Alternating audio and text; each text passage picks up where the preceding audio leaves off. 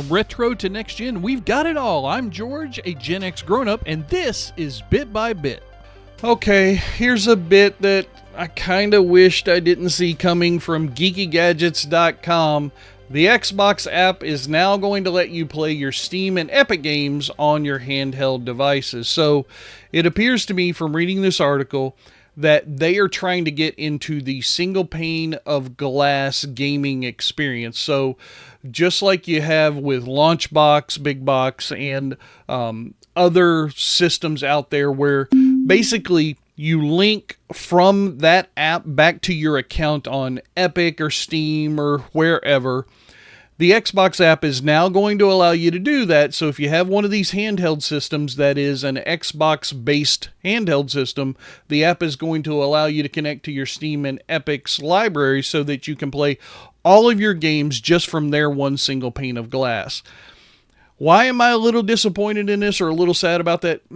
Microsoft just finds a way to mess these kinds of things up.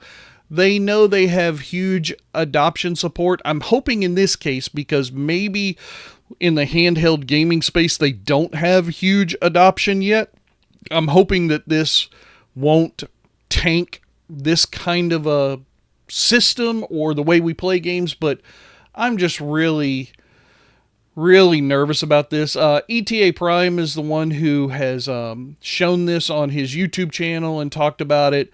I'll have the link down in the description here to this article. There's the video here that you can click and watch through YouTube, but I'm just really nervous, guys. These handheld systems are getting better and better and better every day, and this whole everything is an Xbox mindset that Microsoft has right now is scaring the crap out of me as to how they might try and take over the gaming industry that we all love.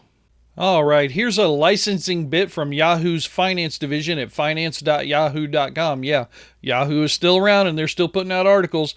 SmashSwing has announced a licensing agreement, IP property, with Atari. So now you know why we're talking about it here on Bit by Bit. SmashSwing Immersive is this thing. I went and looked at their website.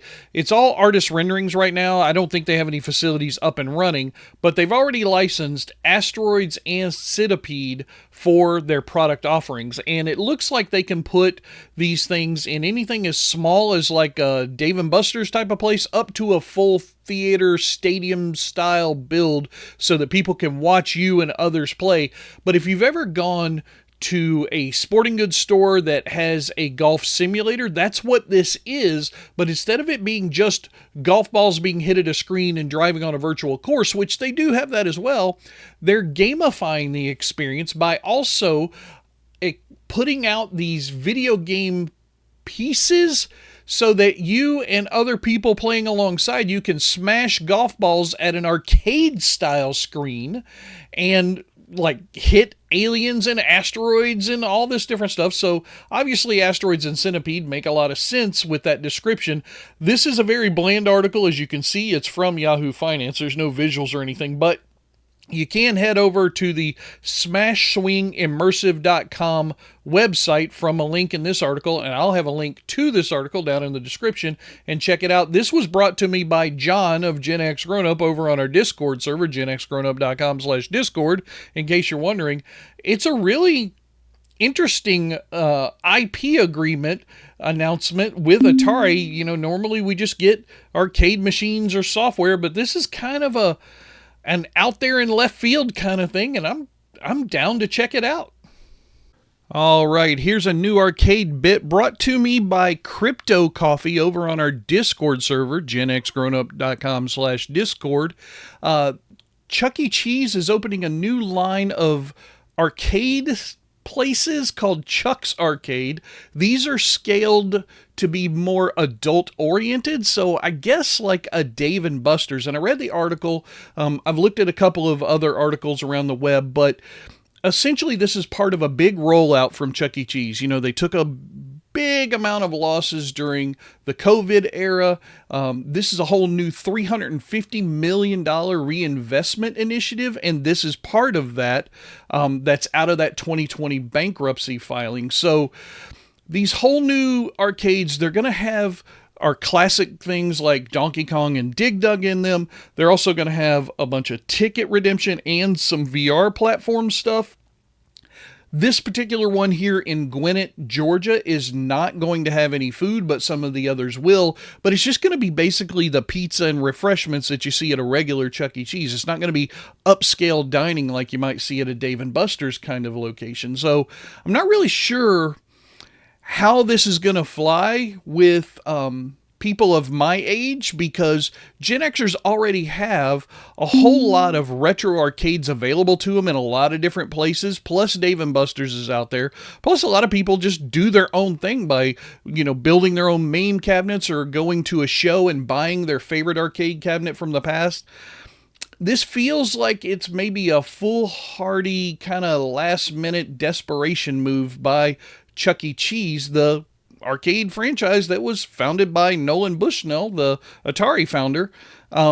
Anyway, this is in the Mall of Georgia, and they're going to have a whole bunch of other locations around New York, Chicago, different places like that. So I'll leave the link in the description to this article, but yeah, I guess we'll just have to wait and see on whether or not Chuck's Arcade is going to be a success.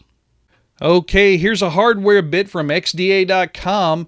EmuDeck has a new project for you to build a Steam machine with a $100 single board computer. This new system is going to be under their new brand, which is called, PlayNix or something? Yeah, PlayNix, there it is. They've got an Odroid H4 single board computer at the heart of this thing, along with their custom Arch Linux image build, or is it Arch Linux? I don't know. You guys will correct me down in the comments, as you always do when I mispronounce these words half the time. But it can host retro games at up to 1080p. So they got some little images here, just some visual ideas that you can use for building your project if you're so inclined. Yeah, it's just really interesting. I read this article just real briefly. There was a thing down here.